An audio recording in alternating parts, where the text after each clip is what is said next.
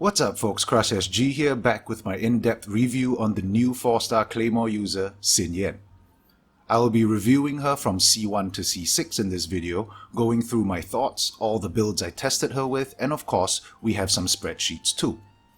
For those who want to know what I think of her at C0, check out my C0 Impressions video if you haven't, card at the top, link in the description.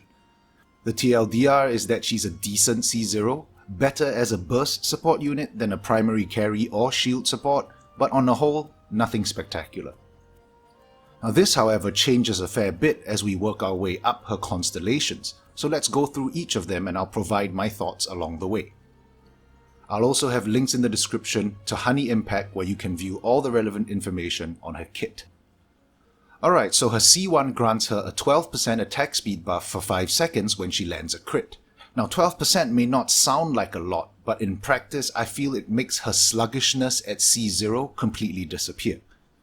Now this is hard to show in a video, but it's very noticeable when you are actually playing her. It almost feels like someone hits a mini fast forward button for 5 seconds every time you receive the buff, and it makes downtimes between her E and burst a lot less stagnant. Onto her C2, and it would seem my original interpretation of it was indeed correct. It does in fact grant her straight up 100% crit rate on the physical portion of her burst, which is awesome. This gives her quite a large boost in damage output because it allows you to focus almost entirely on crit damage and attack stats for burst damage. Now C2 also creates a level 3 shield every time you use her burst, and this helps a lot with shield uptime because it makes up for the generally weaker shield that you would have if you built heavily into offensive stats, which you most definitely want to do for Xinyan. More on that later.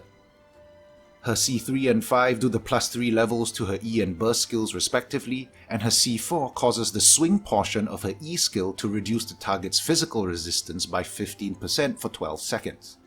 A quick note on this because it seems to be the source of some confusion. This does stack with Superconduct.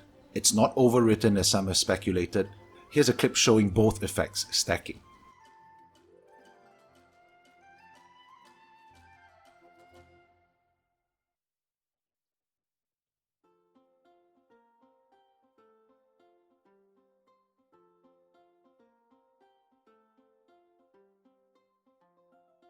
Lastly, we have her C6, and as mentioned in my pre-launch thoughts video, I have issues with this constellation. It is very rare that a C6 provides absolutely no value to a character. A lot of time and effort went into trying my best to make it work. Let me elaborate. First, it affects only her charge attack, which is possibly one of the most unreliable and clunky skills to use in the game. It has a long wind-up animation, you move very slowly while spinning, and even if you animation cancel to get out of it at the end, you're gonna have to go through the whole wind-up process again on the next target. And if you happen to get hit or interrupted mid-wind-up, or if your target moves or teleports before you start spinning, well, tough luck, restart the animation all over again. Oh, it also costs stamina.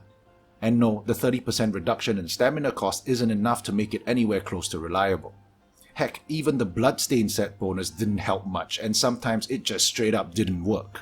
There were many occasions where the 50% damage buff was positively up, but my stamina still drained as I spun. I don't really know what's going on there. Overall, the 4-piece Bloodstain and Spin to Win proved unreliable even outside of floor 12.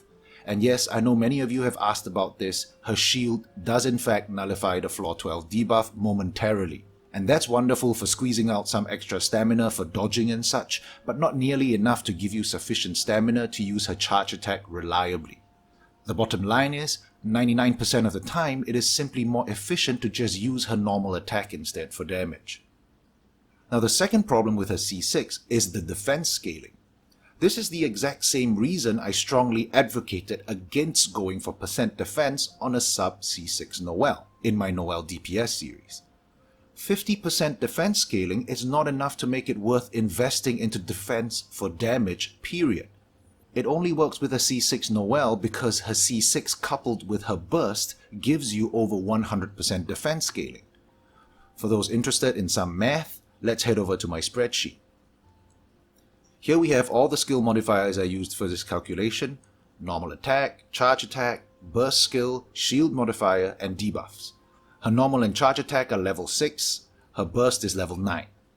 The tables below are the stats of each build and the calculations for shield strength and damage for each of her physical attacks.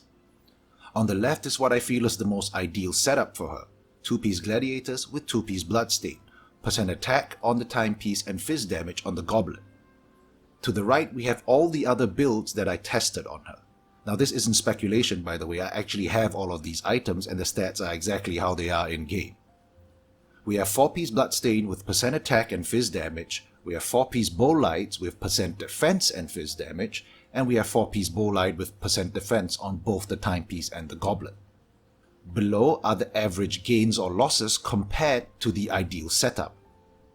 And going through it, we see that with 4-piece bloodstain, I lose 10% shield strength, I gain 4% charge attack damage, and this is with the bloodstain buff up. And I lose 17 and 18% damage respectively for normal attacks and her burst. So I basically deal a tiny bit more damage with a charge attack for 10 seconds if I happen to kill an enemy, and I lose damage in everything else. And I'm forced to use a skill that is terribly unreliable. It's totally not worth it. Next we have 4-piece bowlight. This is basically my Noelle's DPS gear with a physical damage goblet instead.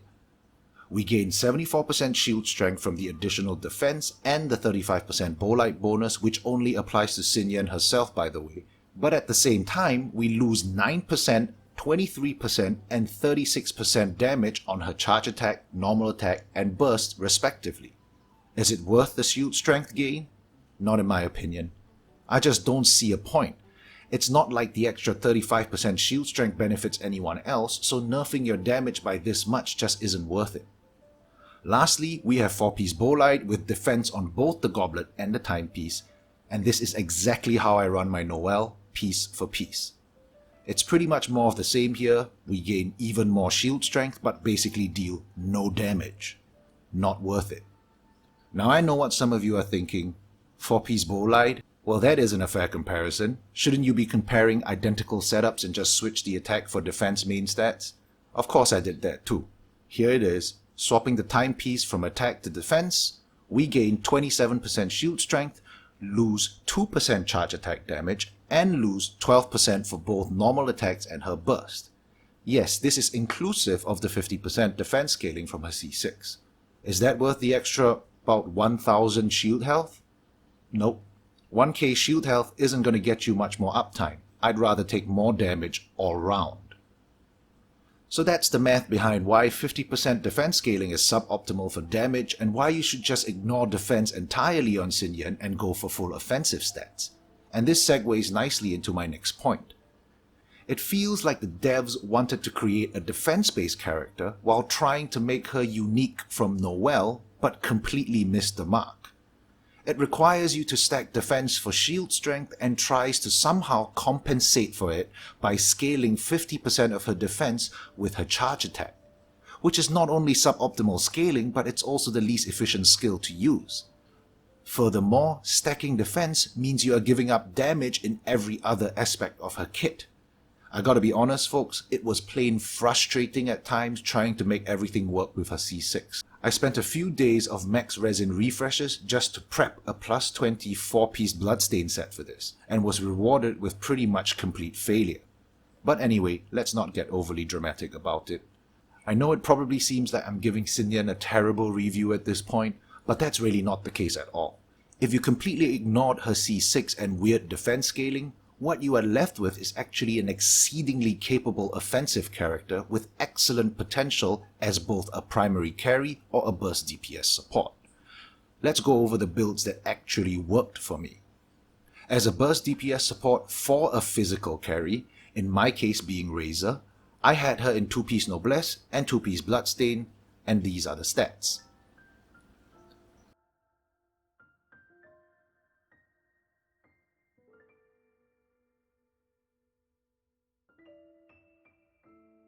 To clarify, I would have run her in 2-piece Glad and 2-piece Bloodstain because I deal more damage with it. Unfortunately, I used those pieces in my Razor's physical build. I also ran her with the Skyward Pride, but I really only used it because I had it at level 90 and needed the energy recharge for her burst uptime.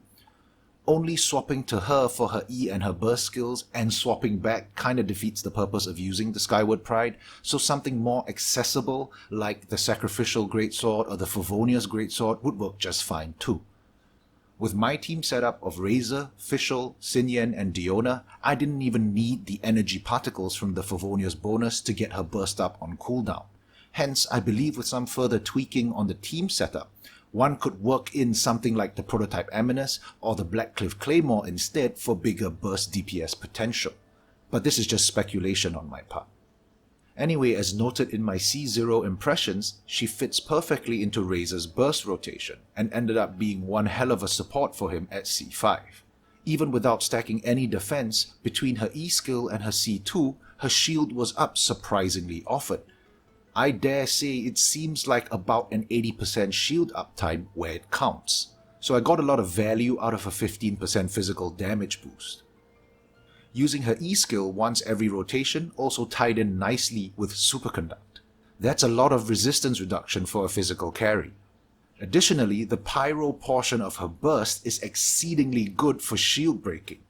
Her burst one-shots Frost Fatui shields, and the Pyro AoE radius is so large that it's practically impossible to miss with it.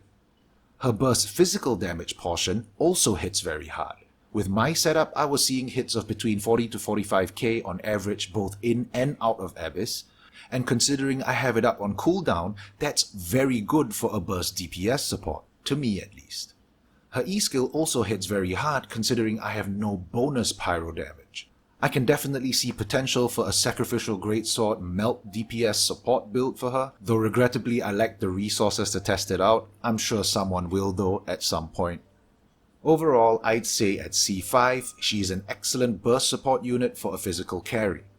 Everything just fits. She brings Pyro shield breaking, a physical damage buff, a physical resist debuff. Furthermore, she deals mostly physical damage with her burst, so it lines up very nicely with Superconduct, which is something that every physical carry team should already have.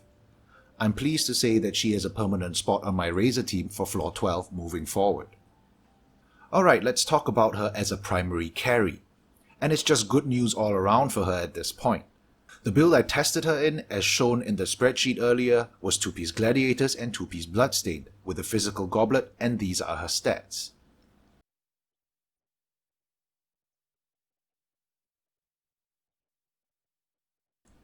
The team I ended up running her with was Fischl, Xingqiu, and Diona. I really don't know what else I can say here without repeating myself, folks. She is a phenomenal carry at C5. Deals high physical damage, has Pyro for shield breaking, buffs herself, has a smallish shield that is up whenever she uses her E or burst. With this setup, she gets her burst up basically on cooldown and has both Cryo and Hydro to react with her E skill from time to time for some bonus damage.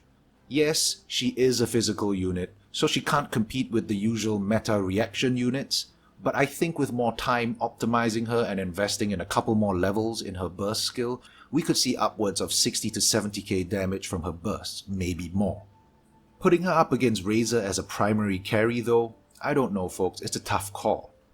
At my best, I've always preferred to run Razor in the first halves of floor 12 because he is a little bit paper, and does better bursting down the first half of 12-3. With Xinyan, I actually felt confident enough to have her team on the second half instead, so my Noelle team could take the first half. And I'm happy to report that we got 8 stars so far, and something like 15 seconds shy of 9 stars. So I'm pretty sure this is a 9-star capable comp, so make of that what you will. Anyway, that's about it for my in-depth review of Xinyan with Constellations. To wrap things up, in my opinion, she's an excellent physical carry and burst DPS support unit who gains most of her value at C2 and gets incrementally better up to C5. It is a shame about her C6, but maybe someone out there will find a way to make it work, cause I'm personally done trying. For now, I'll leave you with some footage of my floor 12 8-star clear, and I will definitely be trying for 9 stars once I'm done testing out the allegedly very underwhelming Zhongli. It seems he doesn't take kindly to Noelle or doesn't provide her with enough energy regen or something, so I've been told anyway. As always, thumbs up if you liked it, thumbs down if you didn't, share my videos with your friends, crush that subscribe button, and I'll catch you later.